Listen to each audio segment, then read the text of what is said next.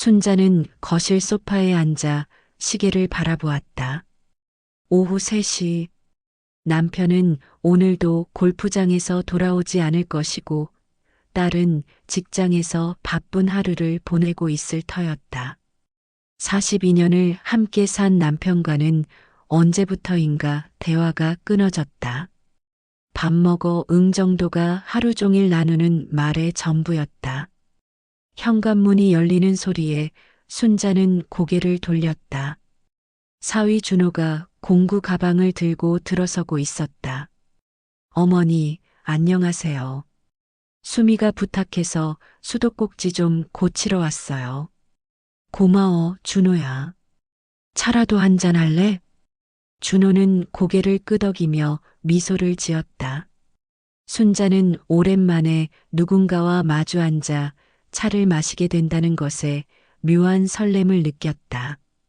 요즘 수미는 어때? 너무 바쁜 것 같던데. 맞아요. 승진하고 나서 더 바빠졌어요. 집에 와서도 계속 일하고. 준호의 목소리에 아쉬움이 스며들어 있었다. 순자는 그의 표정에서 자신과 비슷한 외로움을 읽어냈다. 젊은 부부임에도 불구하고 각자의 일에 매몰되어 서로를 돌볼 여유가 없는 것 같았다. 힘들지? 신혼인데 서로 바쁘면. 괜찮아요, 어머니. 이해해요. 하지만 준호의 눈빛은 그렇지 않다고 말하고 있었다. 순자는 그런 그가 안쓰러웠다. 마치 자신의 젊은 시절을 보는 것 같았다. 수도꼭지를 고치는 준호의 손길은 능숙했다. 순자는 그 옆에서 필요한 도구를 건네주며 자연스럽게 대화를 나누었다. 언제부터인가 이런 소소한 대화조차 그리워하고 있었던 자신을 발견했다. 다 고쳐졌어요. 이제 새 것처럼 잘 나올 거예요. 정말 고마워. 점심은 먹었어? 아직이요. 바로 와서. 순자는 부엌으로 향했다. 오랜만에 누군가를 위해 음식을 정성스럽게 준비하는 것이 즐거웠다. 준호는 그런 순자의 모습을 바라보며 어머니에게서 받지 못했던 따뜻함을 느꼈다. 두 사람은 작은 식탁에 마주 앉아 식사를 했다. 오후 햇살이 창문으로 스며들어 평범한 순간을 특별하게 만들어 주었다. 순자는 오랜만에 마음이 따뜻해지는 것을 느꼈고 준호 역시 집에서는 느낄 수 없었던 편안함을 만끽했다. 그들은 아직 자신들이 위험한 감정의 시작점에 서 있다는 것을 알지 못했다. 준호의 방문이 잦아졌다.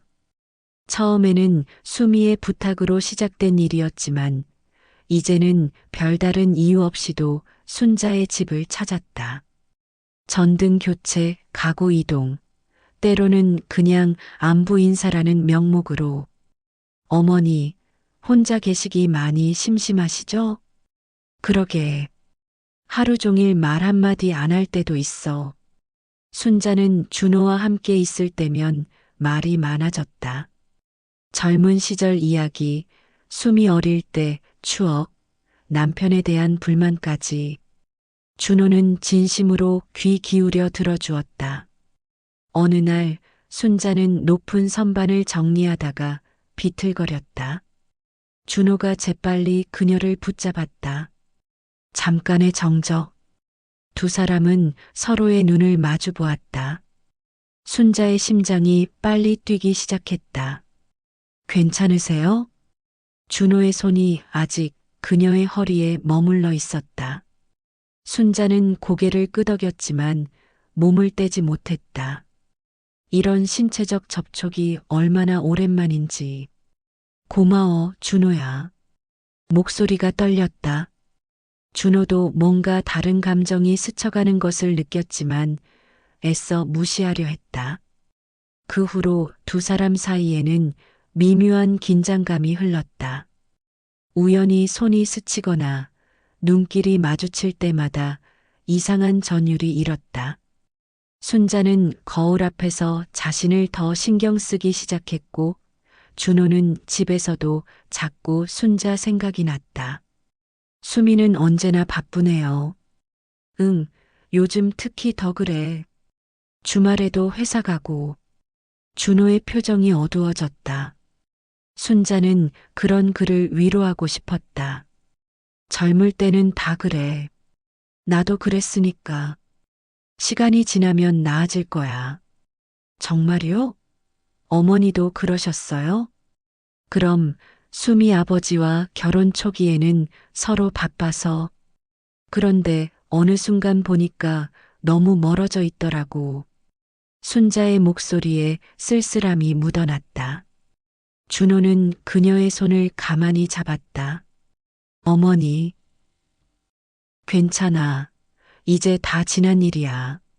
하지만 준호는 손을 놓지 않았다.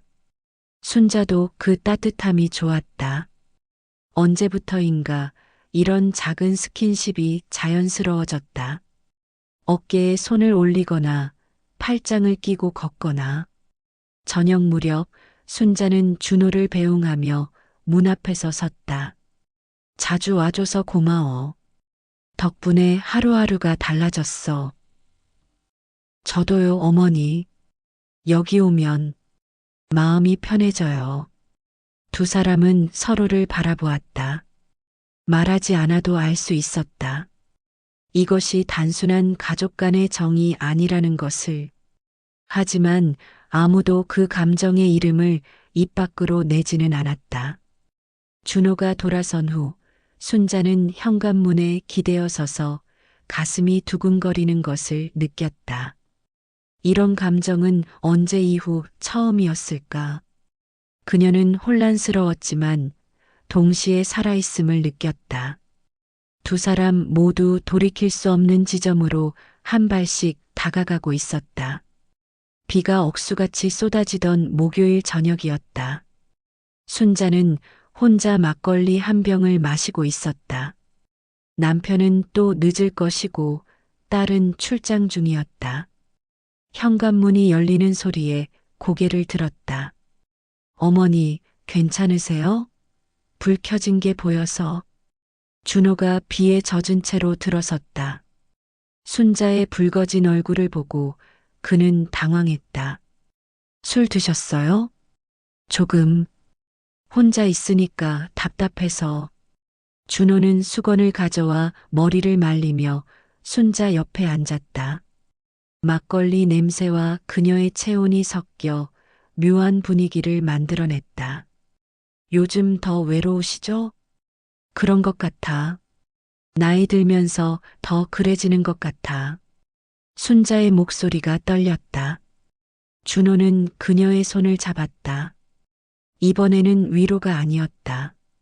준호야. 어머니. 두 사람은 서로를 바라보았다. 술기운과 외로움, 그리고 쌓여온 감정이 한순간에 폭발했다. 준호가 순자의 뺨을 어루만졌고 순자는 그 손을 피하지 않았다. 그들은 키스했다. 모든 것이 순식간이었다. 이성과 도덕이 흐려진 순간 두 사람은 서로에게 몸을 맡겼다. 오랫동안 억눌러왔던 감정과 욕망이 한꺼번에 터져나왔다. 이후의 시간은 꿈 같았다. 순자는 잊었던 여자로서의 자신을 발견했고 준호는 지금까지 경험하지 못한 강렬함을 느꼈다. 하지만 정신을 차리고 나서 두 사람은 말없이 마주 앉아 있었다. 현실이 돌아왔다. 죄책감, 후회, 두려움이 밀려왔다. 이런 일이 있어서는 안 돼. 순자가 먼저 입을 열었다. 하지만 그녀의 목소리에는 확신이 없었다. 죄송해요, 어머니. 제가. 아니야, 나도. 두 사람 모두 이 일의 책임이 누구에게 있는지 말할 수 없었다. 서로가 원했던 일이었기 때문이다. 그 후 일주일 동안 준호는 오지 않았다. 순자는 매일 창가에서 그를 기다렸다. 죄책감과 그리움 사이에서 괴로워했다.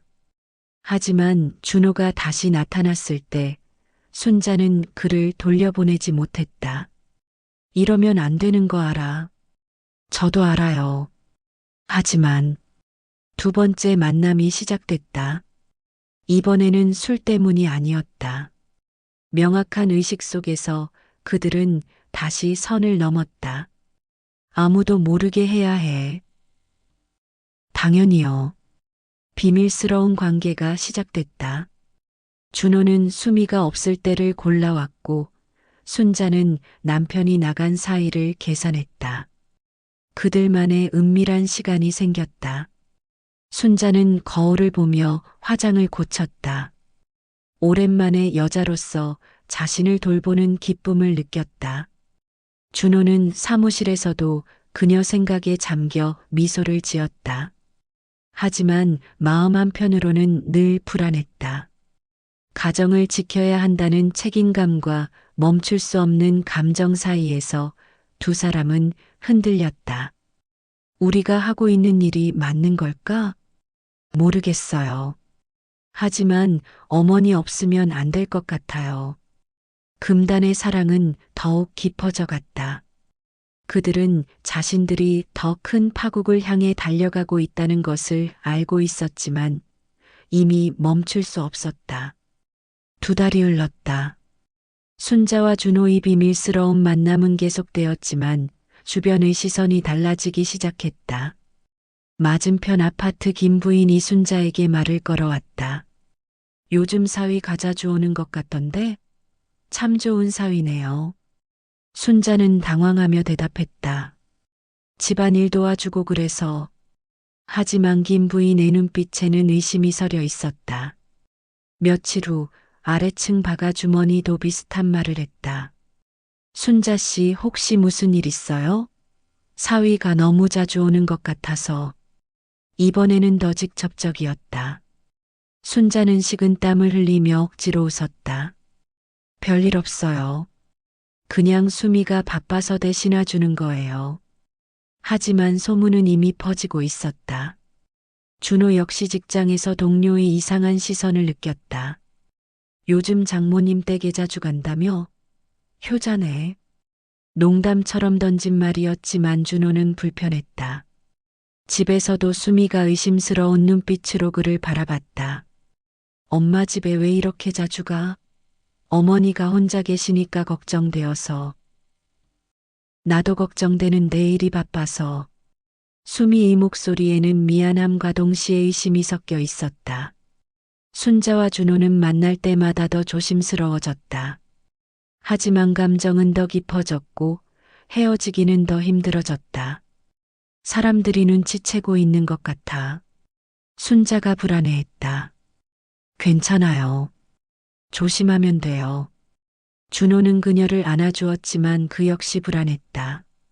어느 화요일 오후 순자는 준호와 거실에서 차를 마시고 있었다.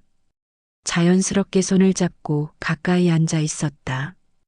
그때 현관문이 급하게 열리는 소리가 났다. 엄마, 깜짝 회의가 취소되어서 일찍 왔어. 수미의 목소리였다.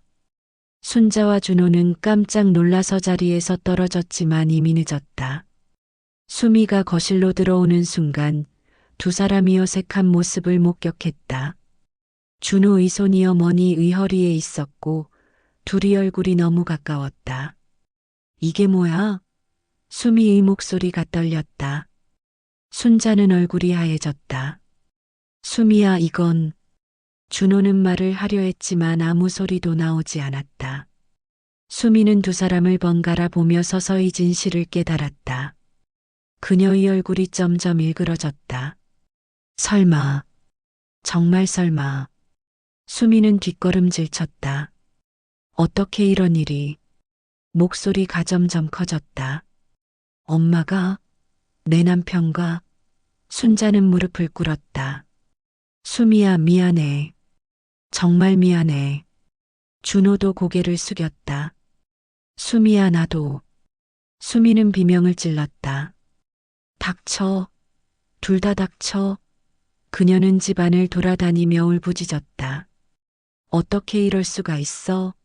내 엄마가 내 남편과 이웃들이 무슨 일인지 궁금해서 문을 두드렸지만 수미는 신경 쓰지 않았다. 분노와 배신감, 충격이 한꺼번에 밀려왔다. 언제부터였어? 얼마나 오랫동안 나를 속였어? 순자는 답할 수 없었다. 모든 것이 무너지고 있었다. 수미야, 엄마가 잘못했어. 용서해줘. 하지만 수미는 듣지 않았다. 그녀는 준호를 향해 소리쳤다. 당신도 나가. 내가 당신 얼굴 보기 싫어. 준호는 어쩔 줄 모르며 서 있다가 결국 집을 나섰다. 수미는 그날 밤 집에 오지 않았다. 순자는 홀로 앉아서 울었다. 모든 것이 끝났다는 것을 알았다. 가족도 사랑도 평범한 일상도 모두 무너져 내렸다. 다음 날부터 온 동네가 떠들썩했다. 소문은 걷잡을 수 없이 퍼져나갔다. 순자는 더 이상 밖에 나갈 수 없었고 준호 역시 직장에서는 총을 받기 시작했다. 그들이 비밀스러운 사랑이 세상에 드러나는 순간 모든 것이 파국으로 치달았다. 스캔들이 터진 지 일주일이 지났다. 순자는 집안에 갇혀 지냈다. 남편은 분노로 가득 차서는 말 한마디 없이 짐을 쌌다. 42년을 함께 살았는데 이런 일을 하다니. 그는 차가운 목소리로 말했다. 이혼 서류는 변호사가 가져올 거야. 순자는 울면서 매달렸지만 남편은 돌아보지 않았다. 수미는 친정 어머니와 남편 모두에게 등을 돌렸다. 준호에게는 이혼을 요구했고 어머니에게는 다신 보지 않겠다고 선언했다. 엄마도 당신 돈의 인생에서 사라져. 그녀의 목소리는 얼음처럼 차가웠다. 준호는 직장에서 해 고통보를 받았다. 회사 이미지에 먹칠했다는 이유였다. 그는 수미에게 용서를 빌었지만 소용없었다. 어떻게 장모와 그런 일을 할 수 있어? 정말 이해할 수 없어. 수미는 준호의 짐을 모두 내다버렸다. 동네 사람들의 시선은 날카로웠다. 김 부인은 순자를 마주치면 노골적으로 고개를 돌렸고 바가 주머니는 부도덕하다며 혀를 찼다. 순자는 장을 보러 나가는 것조차 두려워했다. 어느 날 밤 준호가 순자의 집 앞에 나타났다. 창문 밖에서 그를 본 순자는 가슴이 뛰었다. 하지만 문을 열 수 없었다. 어머니, 저예요. 준호의 목소리가 들렸다. 만나요. 한 번만. 순자는 떨리는 손으로 문을 열었다. 두 사람은 서로를 보며 울었다. 미안해요, 어머니. 제가 모든 걸 망쳤어요. 아니야, 나도 잘못했어. 그들은 마지막으로 서로를 안았다. 하지만 이제 선택의 시간이 왔다. 우리가 계속 함께 있으면 모든 사람이 불행해져. 순자가 말했다. 가족을 완전히 잃게 될 거야. 그래도 어머니 없으면 살 수 없을 것 같아요. 준호의 목소리가 절망적이었다. 안 돼. 우리는 끝내야 해. 정말 그게 맞나요? 맞아. 이게 우리가 치러야 할 대가야. 다음 날 아침 준호는 멀리 부산으로 떠났다. 새로운 직장을 구했다고 했다. 순자는 기차역까지 따라가고 싶었지만 참았다. 행복해, 준호야. 그녀는 혼자서 말했다. 준호가 떠난 후 순자는 이혼 서류에 서명했다. 수미와 화해하려 애쓰지만 딸은 여전히 냉랭했다. 시간이 필요해, 엄마. 수미는 짧게 말했다. 언젠가는 용서할 수 있을지 모르지만 지금은 아냐. 순자는 작은 원룸으로 이사했다. 42년간 살았던 집도 가족도 사랑도 모두 잃었다. 하지만 이상하게도 완전히 절망스럽지는 않았다. 거울을 보며 생각했다. 오랜만에 자신이 살아있음을 느꼈던 그 시간들을 후회하지는 않았다. 어떤 선택을 하더라도 상처받을 사람들이 있었다. 사랑을 선택하면 가족을 잃고 가족을 선택하면 사랑을 포기해야 했다. 결국 어떤 길을 택하더라도 완전한 해답은 없었다. 6개월 후 순자는 동네 공원에서 산책하고 있었다. 멀리서 익숙한 실루엣이 보였다. 준호였다. 그도 그녀를 보았다. 두 사람은 서로를 향해 걸었다가 멈췄다.